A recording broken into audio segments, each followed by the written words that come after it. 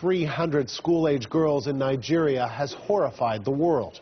We've heard calls from the U.S. president and others that something be done to bring the men who did it to justice. The question is, what exactly can be done? Is this crime punishable by, say, the International Criminal Court? No, says David Michael Crane. He was the war crimes prosecutor who indicted Liberian President Charles Taylor for terrible crimes in Sierra Leone in the 90s. He's now a law professor at Syracuse University, and he joins us by Skype from Waynesville, North Carolina. And so, sir, how can this not be considered a war crime?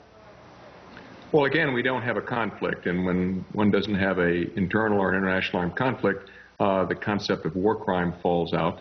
But that really doesn't.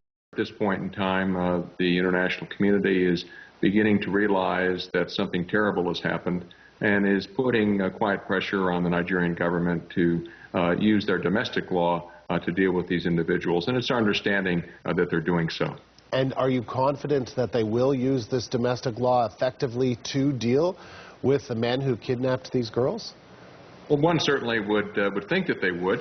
They do have a robust federal as well as state domestic law system, criminal law system, so one would expect that they would use the rule of law to deal with these individuals. But Boko Haram seems to have has carried out attacks over the last few years. They do have a stronghold. They are able to terrorize, especially the northern part of the country, and they seem to get away with it. So what more should be done to try and stop these kinds of things from happening?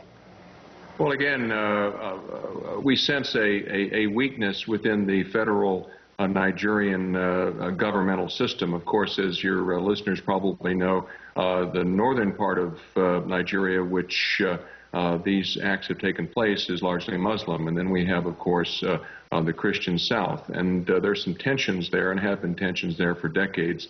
But also, it shows a weakness as far as the power of the federal government to impose the rule of law in this particular part of the area. You know, terrorists seek out weak points, and the fact that they can move about what appears to be with impunity is troublesome. And so I think this will cause the Nigerian federal government to reassess how they deal with these individuals related to these abductions. And so what do you mean by that? What do you think could be done differently if, as you say, they are able to continue to function with impunity and kidnap as many as 3 girls from a school?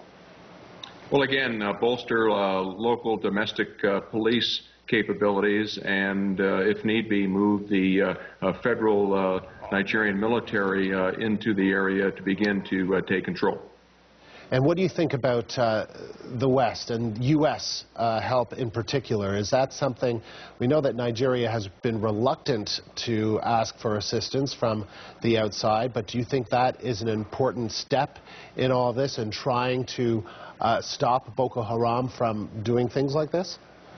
Well, again, the United States and we would hope other countries as well, particularly countries within the African Union, will provide both the political and maybe resources to assist Nigeria in dealing with this situation. The U.S. is establishing what they call a joint coordination cell at the American Embassy there in Abuja, which will assist the Nigerian authorities in perhaps locating and finding out where this particular group is. Of course, that would be very difficult. But certainly the United States has assets, both satellite and others, that will be helpful in perhaps trying to find Boko Haram and their headquarters and where they are, and also to help find these young girls. It's been interesting, and I'm sure you've also found this interesting, how social media has played a role, and the hashtag Bring Back Our Girls has created awareness around the world. That's something that you didn't have helping you in the 1990s. Is that important in all of this, in terms of the world sort of waking up to this and becoming aware of this, and then putting pressure on politicians around the world to help Nigeria and make Nigeria deal with this? Oh, absolutely. I think the role of social media in dealing with atrocities and situations such as this has just changed the playing field. The bad guy can't get away with it anymore. I mean, just easily 10 years ago, maybe even just 6 or 8 years ago, the world would never have known about this, and maybe would never have cared. But now we're watching this almost real time, not just in Nigeria, but other atrocities taking place around the world. And the world recoils in horror and demands something to be done. So, yes, social media is really changing the whole investigatory paradigm as to how we deal with atrocities in Syria, what's going on in Crimea, and, of course, certainly in northern Nigeria. Sir, we appreciate you taking the time. Thank you very much. It's been my pleasure talking to you. Former war crimes prosecutor and law professor David Michael Crane with us by Skype from Waynesville, North Carolina. There are